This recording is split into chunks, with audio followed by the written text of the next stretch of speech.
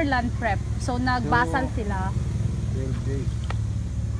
Mga 18 days pa ito. 18 days after transplanting. Tapos pansin niyo may mga puhol din po. 25 by 25. So ito yung mga tanim natin. Mostly nasa 35 tillers na siya after 33 days from seedbed. Kasama na yung transplanting. So ay pupuntahan natin yung comparison niya, which is na same variety din sila. And mas nauna to ng 2 weeks. So makita natin yung advantages ng ating product. Ito sabog tanim, samantalang ito yung ginamit yung ating protocol, which is na may sukat na 25 by 25. So ito yung kabila.